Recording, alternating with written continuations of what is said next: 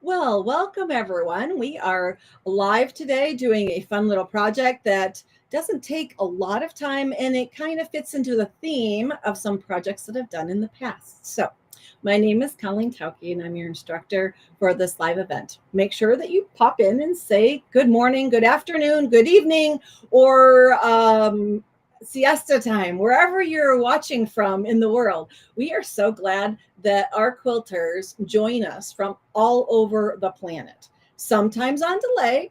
If you're watching it another time, pop in and say hello then too, because I'd love to go back and see where people are watching from and say hello. So join in the community chat. Everything under the video, I'll give you a place to pop in and say hello and where you're watching from. Spring has actually arrived.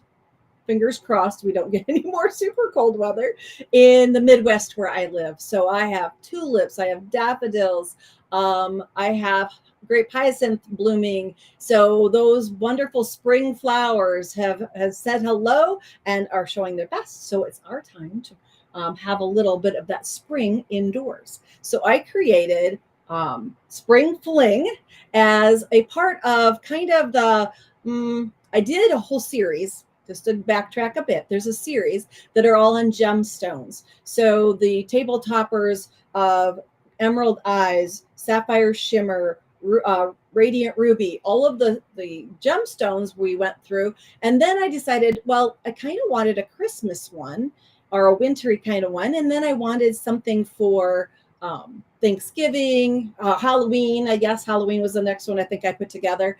And I did a 4th of July, so kind of a patriotic one. So those are kind of events or holidays, but spring is something to celebrate when I live in the Midwest because of all the snow. We love to see the green and all the color come to life outside. So I wanted to bring that in. So Spring Fling was my addition to kind of the seasonal event, holiday kind of grouping of these table toppers. So this is what we have then, Spring Fling, done in pastels. Now, not everyone loves pastels. I understand that. You can reinterpret this into any colorway that you enjoy.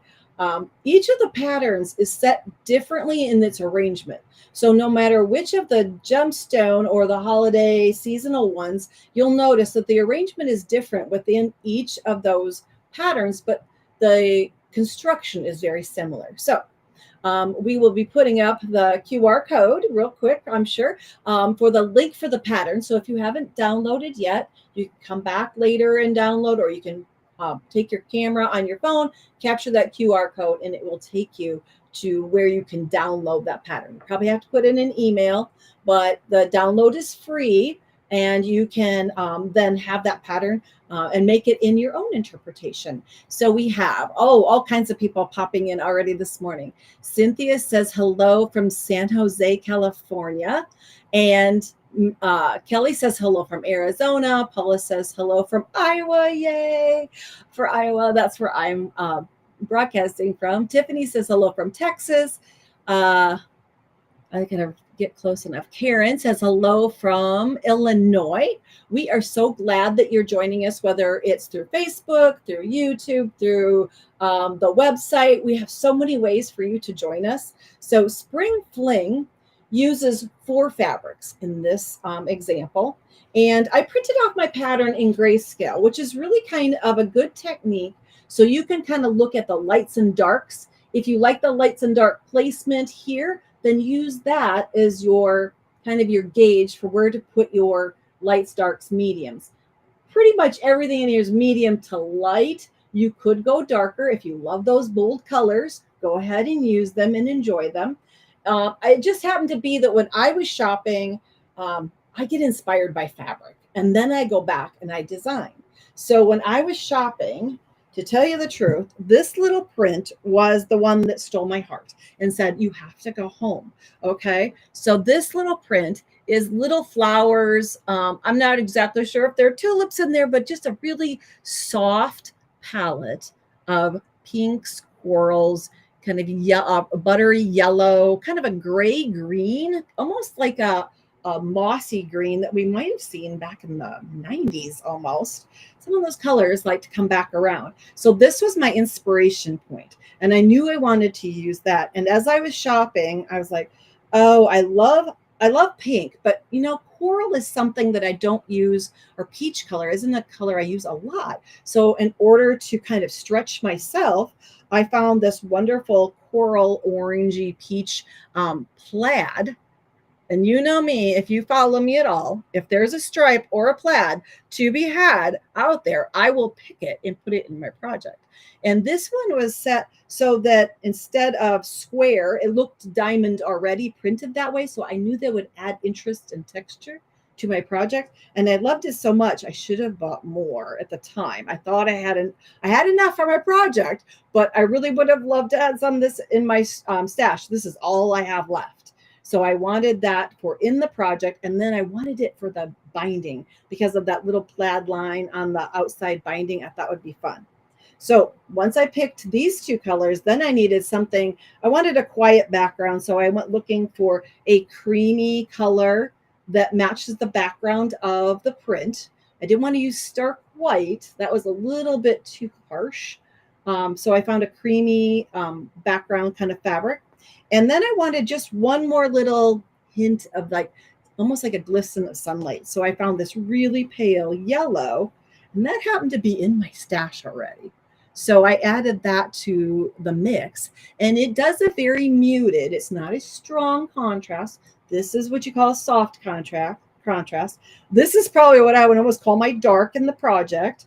And everything is that soft coloration, kind of that hint of spring. So that's how I started out my fabric selection. And you can do the same when you pick, if you find that one fabric that says, I have to go home with you, then build off of that.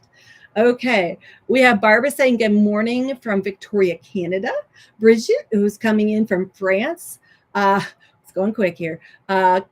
Corinne, Corinne, I think, I hope I'm pronouncing it right, is from Raleigh, North Carolina. And Robin says hello from Houston, Texas. So we are getting everybody to join in the fun here. Now, once you have your fabrics selected and kind of give them a spot in the pattern, what I love is that we have lots of space in our pattern. So you can always write in, okay, instead of peach, maybe you would like to use a really pretty aqua. You can just easily write in what your designated color there, so that you kind of remember where you're going with your colors. And that way you can create your own version. The supplies are pretty simple. They're the normal rotary. I do talk about a trim ruler in there. You can use a simple 4.5 or 6.5 inch ruler that you may already have in your collection of rulers, but one that I collected long ago and found helpful was a Tucker trimmer tool. Now these are made by 180 Designs, Studio 180 Designs, I'm sorry. It's a Tucker trimmer, and it is made, this one, and there are different ones on the market, so beware that you're picking up the one that you want if you want this one. I believe it's now called the Tucker Trimmer 1. When I bought it, it was the original. I didn't have a 1 denoting differences, but this one will trim on the even inch or the half inch. And I love the symbols that she's used. On the one corner, you'll see a whole circle. It'll tell you by using this corner, you're going to trim on the even inch. And on the half circle corner, you're going to trim from this corner. You're going to be using everything will finish on the half inch. And we're going to trim all of our pieces to 3.5 when we're done. So I like using this because there's not a lot of other lines to distract me. And because I do a lot of piecing and I try to go quickly, trimming is the best way for me to be super accurate. Yeah, I can sew accurate, but this makes those half square triangles go together or finish out perfectly so that I can just get into the joining them and creating my table toppers. So the Tucker trimmer is the tool of my choice when it comes to the trimming portion of this project. Like I said, if you want to use your regular a 4.5 or 6.5 inch ruler. All of those work also. So you aren't committed to having to buy an extra tool. But if you're looking for an excuse, this is your excuse to buy something new. Diana says, love the color choices. Let's see. We've got Janet says hello from Columbia, Ohio. And Jackie is watching from Spotsylvania, Virginia. And Cookie, I believe, is the name from Lovettville. Oh, it popped up. Lovettville, Virginia. And Bonnie says hello from Winnebago, Minnesota. Or no, Winnebago, Illinois. I'm sorry. I know where Winnebago, Minnesota is, and it just automatically came up, but that's in Illinois. Marion says hello and good afternoon from Vienna, Austria. We are glad that you're here with us. Diana says good morning from Ontario, Canada. And Shannon is popping in from Central Texas. A lot of Texas quilters. Maybe it's because some of you are snowbirds. We'll see. Okay. We also have Tammy saying hello from Pennsylvania. And Joanne from Dayton, Alberta, Canada. Wonderful. We are glad you're joining in. Okay. Now, once you, some of the other tools real quick. You can also use a ruler to do the marking. My favorites are, I have 2 different sets here, 2 different companies. I purchased these originally, the Quick Quarter. So they are for marking half square triangles. You can buy 2 different sizes. The larger one looks really great for these 8-inch squares that we're going to be cutting. The small one for the 4-inch squares, but they come separately. And Omnigrid also makes a set of 1/4-inch markers. So they all have just a little bit different name, but originally I just did use a ruler, and then I found out there was a tool. It's a lot faster than having to shift a ruler back and forth to mark the actual lines. Now, if you want, and just make a diagonal line, and you can stitch on either side, but I know that we have beginners out there, and beginners sometimes like tools to help them be accurate. And if you aren't really super comfortable with your 1/4-inch seam yet, marking them and sewing on the line is the way to go to help you produce something pretty quickly and accurately. So you can use the Quick Quarter or the 1/4-inch seam marker. That's an option that you can use, or you can use your ruler to make diagonal lines and sew on each side of the line. And that will be more evident in the diagrams later. So when it comes to the cutting and doing our simple little project here, in this case, we're going to be cutting 8-inch squares, 4-inch squares, and some 3.5-inch squares. The 3.5-inch, there are some squares. You'll notice there are some simple squares, so it reduces the amount of piecing we have to do. But sometimes there are just simple squares that fit into the design that create this shape when we're done in our project. So don't forget about cutting those. One way to stay organized, because you're going to notice in your cutting that behind some of the cutting instructions, there's a really big bold letter. And that letter means in order to keep organized, I actually have reused baggies with Post-it notes on them. By putting the alphabet letters on here, I can then go back and forth and pick up the right pieces, because later we're going to say, put this letter and this letter together, and you're going to make a certain triangle, half square triangle. And this is one way that maybe as a beginner that you can stay organized. You can use small baggies, you can use large ones, and you can maybe just keep that box of baggies in your quilt studio room and just reuse them and repurpose them, so you don't ever have to throw them away. One box will last you a long time.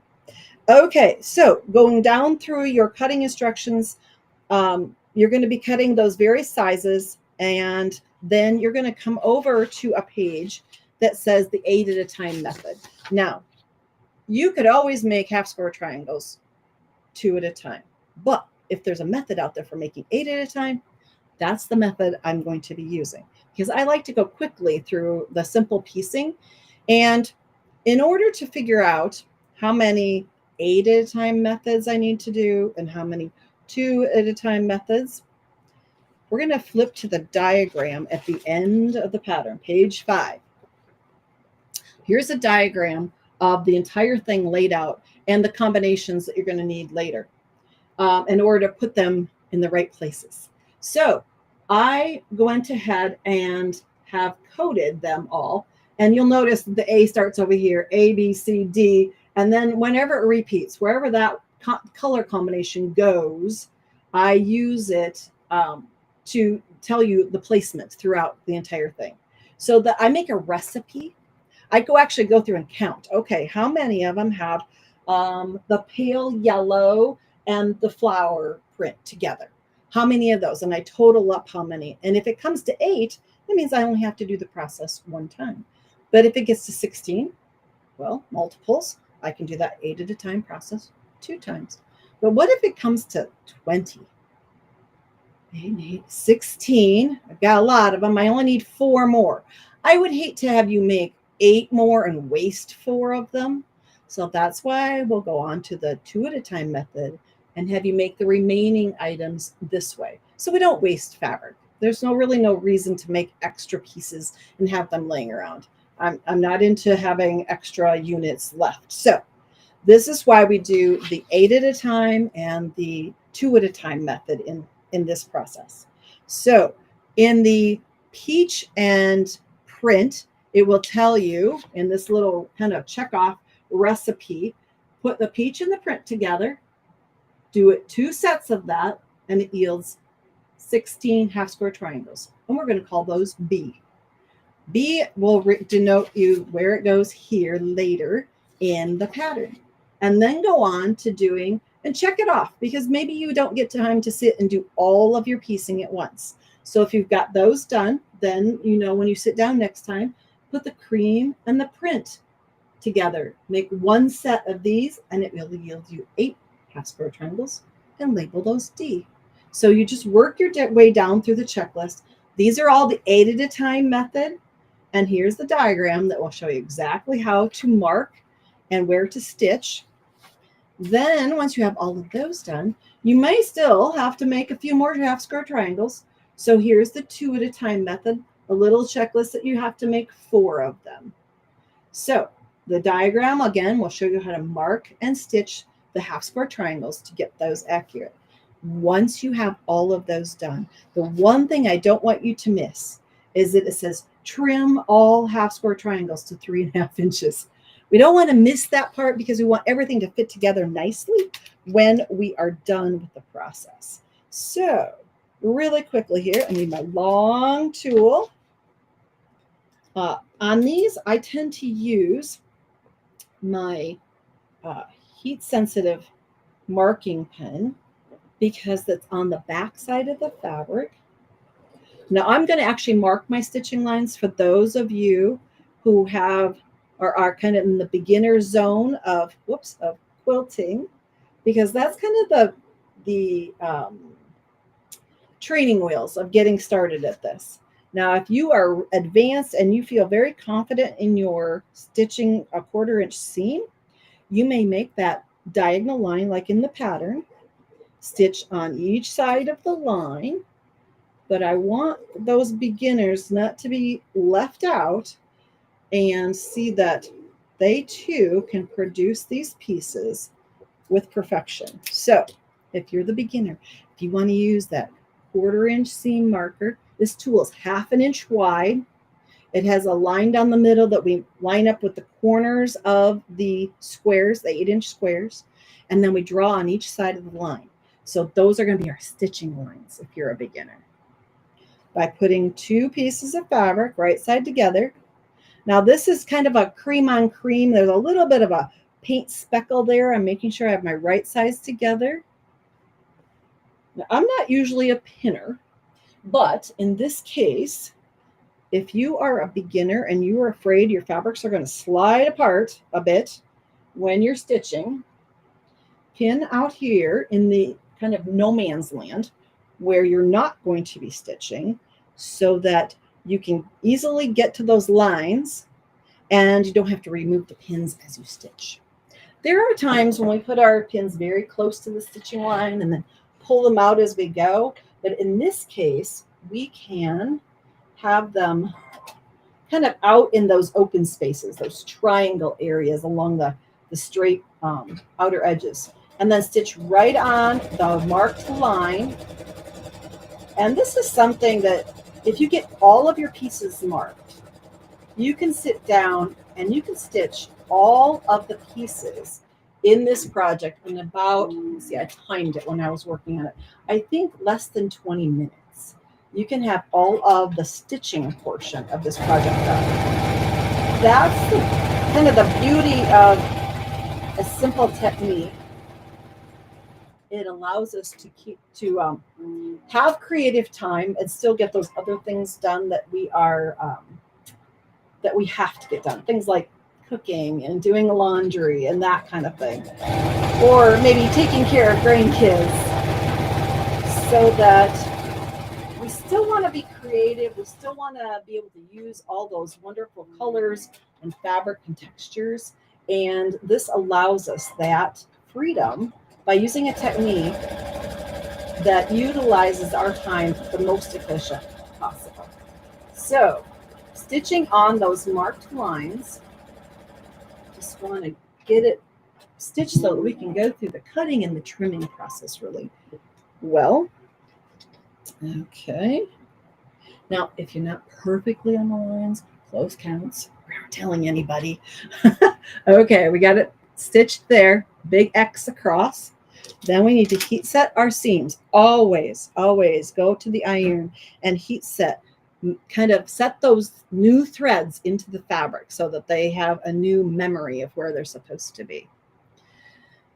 For the center square print, why didn't I use do I use 4 3.5-inch squares sewn together? Yes, I did. You could use a large square of fabric. It would be a 6.5-inch square in the center. But because of the way I have done all of the others in my process, I went ahead and left it cut at 3.5-inch squares. Just because the consistency of how everything is created. Because of this row, you would have to construct a partial row before you put the center in. And that would change the production of the product. So I left it as squares that are sewn together. Good question. And you can do what you want with it. It's just a pattern or a suggestion at this point. Diana says, I use Scrabble tile to keep track of my pieces. That's a great idea.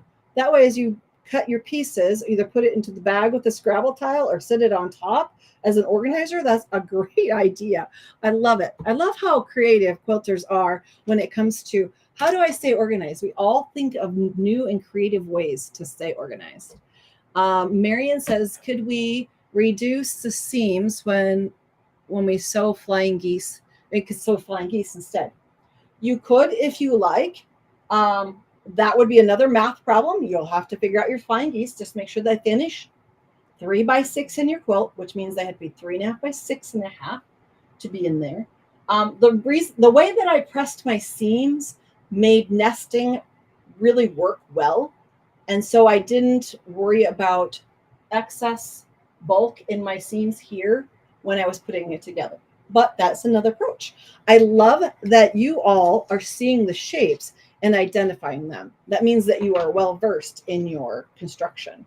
Okay, once you get the 8 at a time stitched together, that railroad track in both directions, we have to cut this apart kind of like window pane first. So we're down the middle and across the middle here.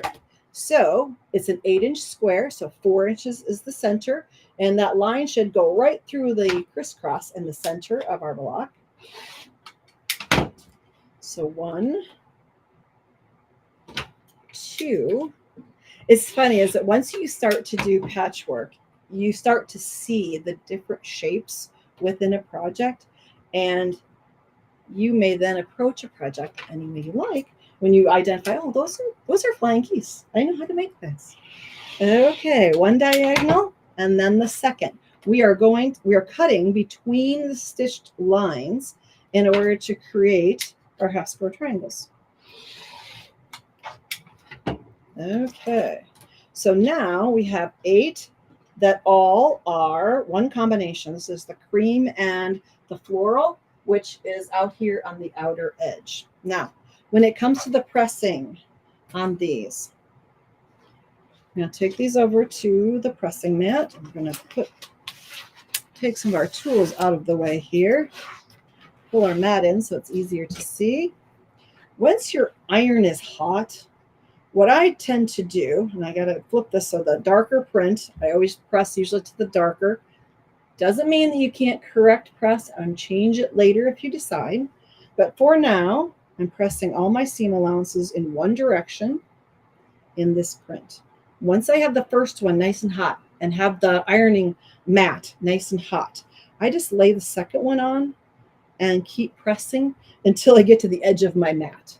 That way the heat from the board is helping to do the work, and I kind of keep that rhythm in my head of pressing toward the darker fabric each time.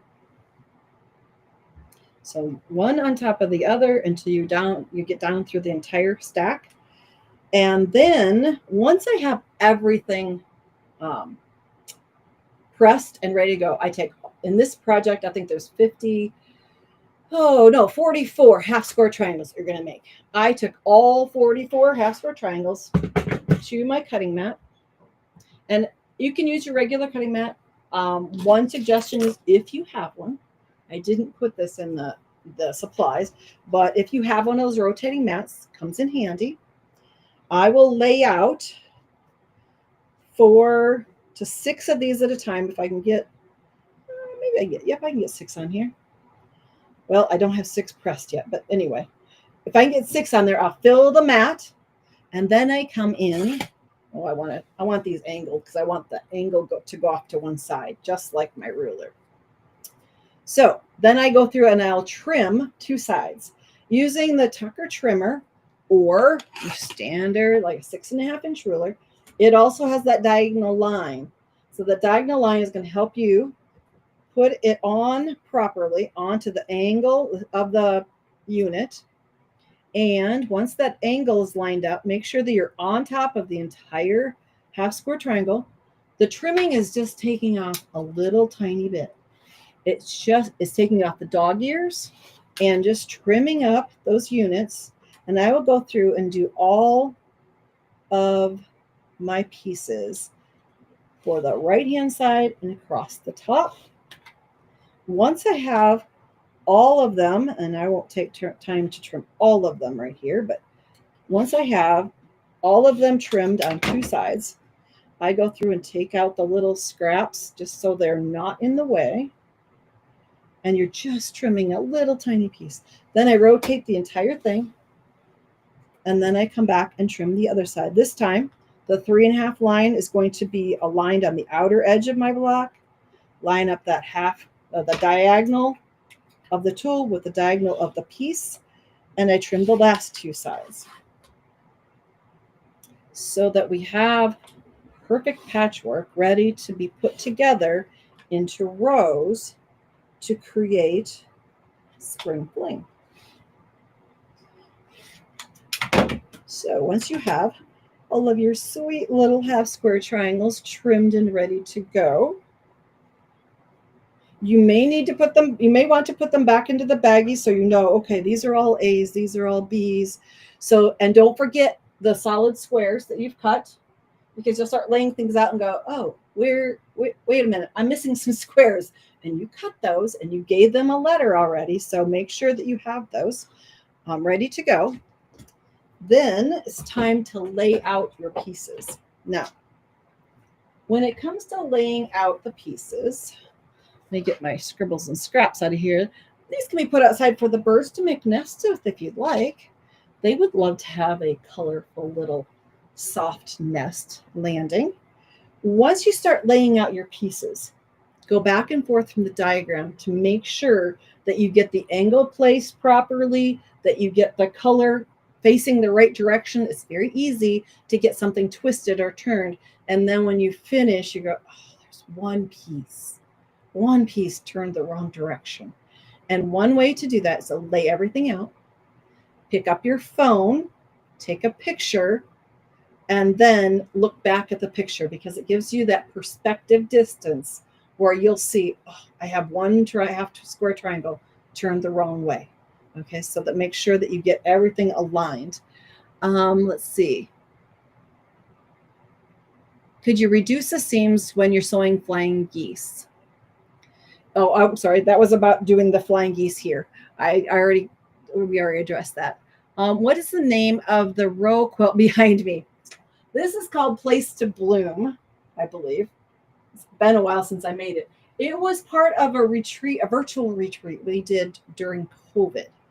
And it was a live event that we did.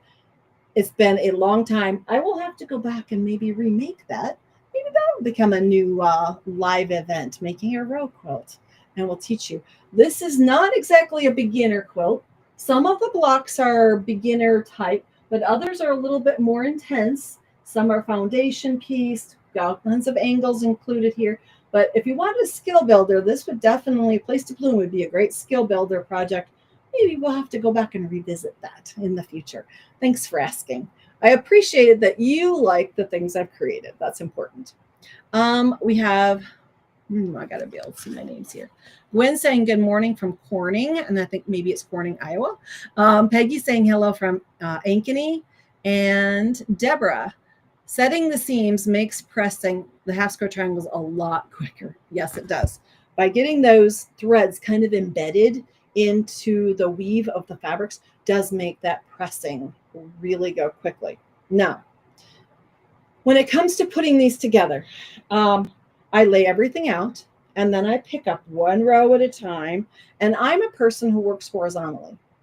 Is anybody else a horizontal row builder? Some of you might be vertical row builders. So pop in and tell me, because I write my patterns horizontally because for some reason my brain is hardwired like we read. So I go from left to right across when I put things together. But I do know some people who are vertically oriented in their approach. So it's interesting to me to see how many quilters are horizontally oriented and how many are vertically oriented when it comes to making rows.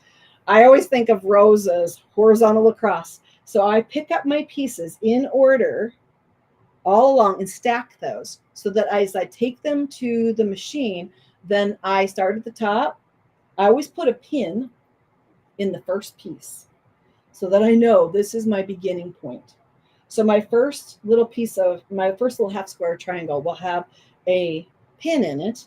And then I join this one on, and then this, and then this, and the next, until I get all the way down through the stack. Now, make sure as you carry that stack to the machine, you don't twist or turn it so that you actually get them in the right orientation, because it doesn't take much to be thinking about something else. Sit down at the machine, look for your foot pedal, and then turn that whole stack, and then all of a sudden you've got them oriented a little bit differently than originally planned. So just to save you the headache, make sure that you keep your stack pinched in your hand, lay it down, and so that you have the orientation proper. Now, when it comes to putting these together as in pressing, first row is usually pressed in one direction. Second row is the opposite direction. So I'll have opposing seams between rows. That reduces the bulk that we have here. Now, if you'd like to take that one step further, before you join this first row, making sure all of the half square triangle seam allowances possibly all kind of go in one direction also. That's up to you. If you want to reduce the amount of bulk in your seams as much as possible, if you're going to be pressing your seam allowances in, say, all to your right hand, make sure that all of the half square triangles also have their seam allowances going toward the right. And then everything will be swimming in one direction. Now that's called corrective pressing, and I do it all the time. I don't have time to do every little piece in the pattern to make sure, because orientation and position are going to change. So I press them all one direction to start. That does not mean you can't go back, flatten it out with the iron, and press it the opposite direction in order to get that flow within each row. That even rhymed. Okay, so that you can get all the seam allowances swimming in one direction in the top row, second row, the opposite direction. Then you'll have opposing seams all the way around as you come together at those points, and you'll reduce the bulk as much as possible. I hope I haven't lost anyone in that description. Let's see. Margaret said, good tips. She's watching from Wisconsin. We love that you're here with us. Peggy says, I love making half square triangles. You can make so many beautiful quilts that way. Other than the square, the triangle is the most used unit in quilting because it creates motion. It gets your eye looking in another direction. It moves your eye throughout the project. So I love triangles in quilts. Marion says, I break the pattern down in smaller blocks, like 4 patches. That's okay too. You can always put together 4 pieces at a time. If that is your mode of operation, go for it. Whatever keeps you moving forward and being creative. Like I said, patterns are just suggestions. They're not hard and fast rules. No police is coming to the door to give you a ticket for not putting it together in rows by putting it together in units instead. Diana says she's a horizontal girl. Let's see. Liz says she thinks horizontally. Nolanville, somebody from Nolanville, I think. I do both ways, depending on each quilt. Well, flexibility is the key to success in quilting. Absolutely. I know when I first started, I thought it has to look exactly like the pattern. My fabrics have to match theirs. And then I realized, but I want it to look like something I enjoy. And then I started to stretch and pick out different fabrics and be creative on my own to create something that was unique and maybe not as repeatable for other people. So that's okay to be that way. Lynn says she's horizontal. Sue says she thinks horizontally. Cookie also says horizontal assembly for her. So I think horizontal might be the norm. I'm not sure. But I do know a very well-renowned quilter that I have worked with in the past thinks vertically, and I was shocked. I thought, I didn't know anybody thought of quilts that way, so in columns instead. But however your approach, it keeps you going forward. Enjoy the process. Okay, I want to look at quilting on this really quick.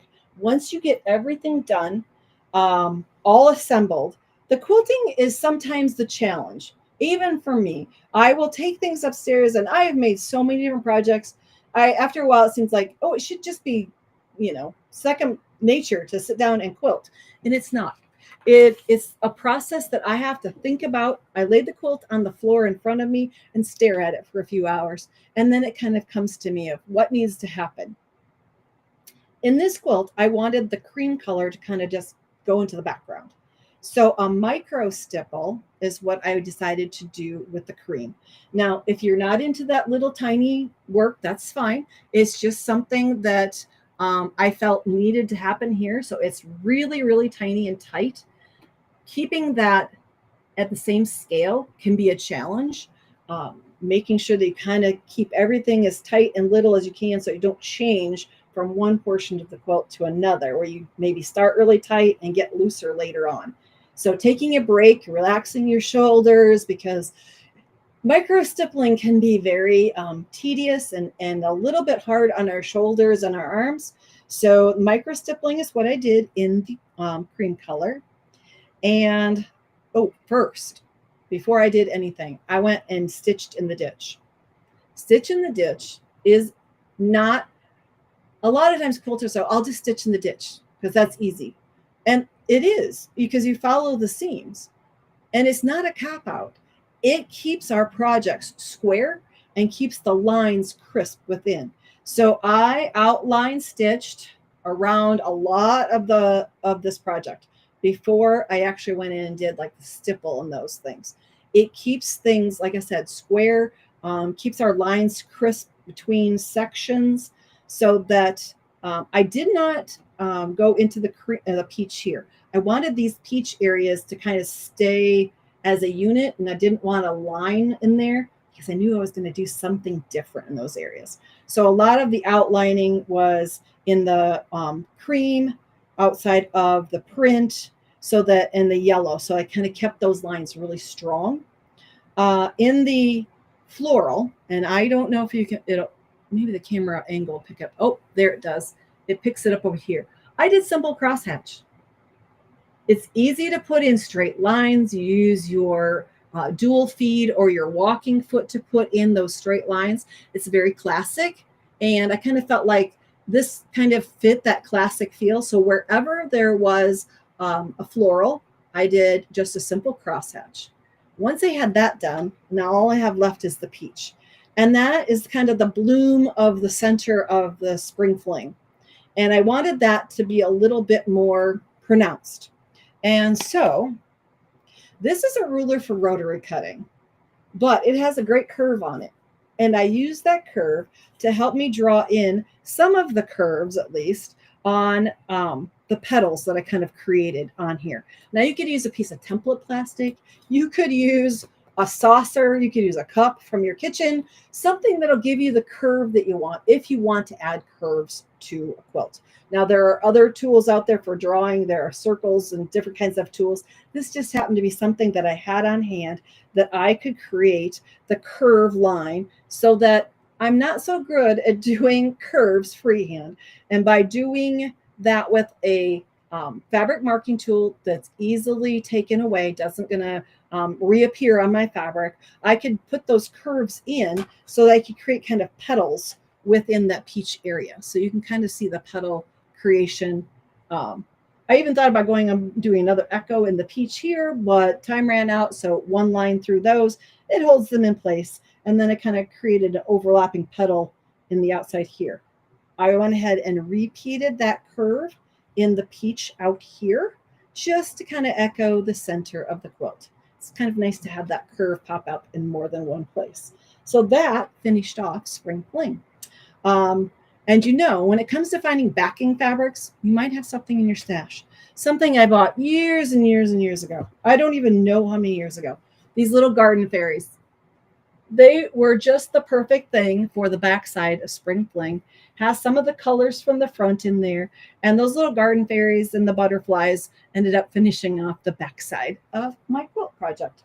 So if you're looking for something fun to do, something quick, if you haven't done the 8 at a time method or the 2 at a time method of half square triangle creation, this might be the project for you. Thanks for joining me today, and I will pop in later and say hello to everyone that commented on the video.